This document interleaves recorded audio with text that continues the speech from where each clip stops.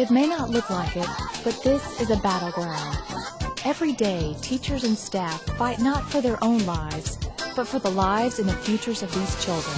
Up here, she sure can. Go ahead. Don't run, but you can have breakfast. The streets can get our boys, that's a definite. And usually if we don't get a handle on our boys' education by 3rd, 4th grade, we usually lose them to the streets. Without the school being here, many of the kids would wind up right down the street, which is less than 2 miles, which is 33rd Street, which is the county prison, the county jail. And many of them, because of circumstances, would wind up there. And that's what we're trying to avoid. We're trying to make certain at an early age that they know the value of education, that they don't have to live in a community and come out and be a statistic and wind up at 33rd Street in the county jail. But they can be productive. They can finish elementary school. They can go to junior high school and high school, and then they can go on to college, and then they can come back to this same community and invest in that community and help others so that they can do well and not become statistics. One student who could easily become a statistic, but probably won't, is Tony Whitfield. Abandoned by his father, Tony lives with his mother, grandmother, and his 5 siblings in a home not far from the school. The Rio Grande Charter School is the 4th school he has attended in 5 years. Despite his obvious disadvantages, Tony is committed to the values his mother and grandmother have instilled in him. My mom always told me all that stuff, what I should do in class and be responsible and everything. She told me, you come to school to learn. So that's what I'm here for, to get my education. Tony is a very good student. He's very interested in school. He's very proud of the grades that he's making this year. Last Friday, he came to me just at the end of the day and he said, Miss Smith, look, I have 100 on this paper, at 93 on this paper, and I'm really doing well. I said, yes, you are, Tony, and you have to keep up the good work. You must continue to do just as well as you're doing now. So he promised me that he would. This one. Oh, that's one easy. Let me know. Tony, what do you got?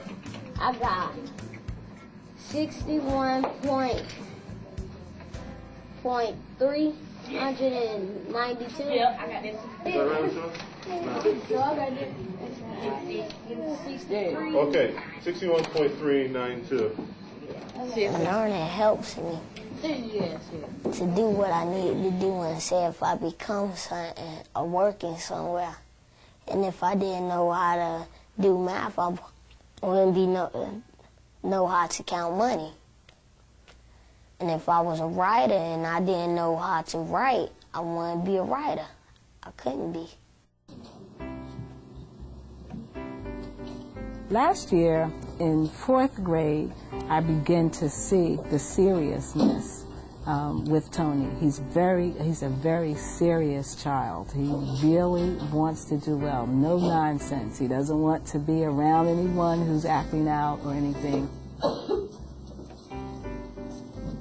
See, this how the family went. Like my grandmother, right? She has 6 kids. All the boys didn't go. They dropped out. But all the other girls, they went all the way.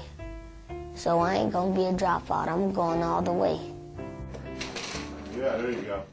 You just keep believing in yourself and that you can do it. Don't say like, I'm gonna give up. Never give up on something. Don't be a follower, be a leader. Bingo. Nope, one above it. And that's what helps me at this school. I like to learn for certain reasons, to get my education and become who I want to become. Guys, am I moving my decimal? 4. How many times? 1 times 2 is 2. Thank you. Where was my decimal? Where was my decimal? Okay.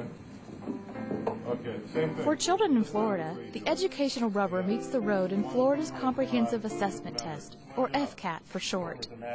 And it was on this test that Tony proved his mettle.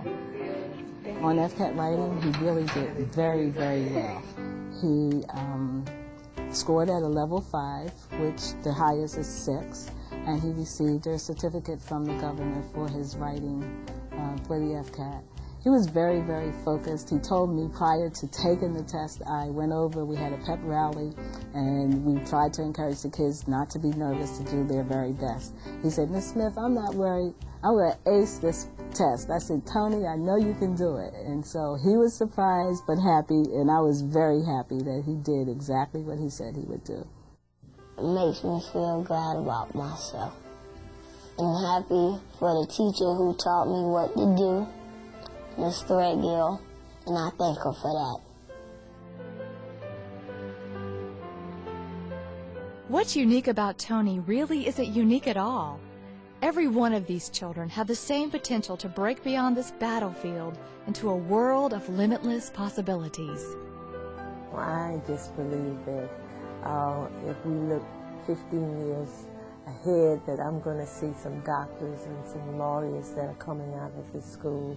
I may see the mayor, I may see the county chairman coming out of this school. I know that these kids have the potential to succeed.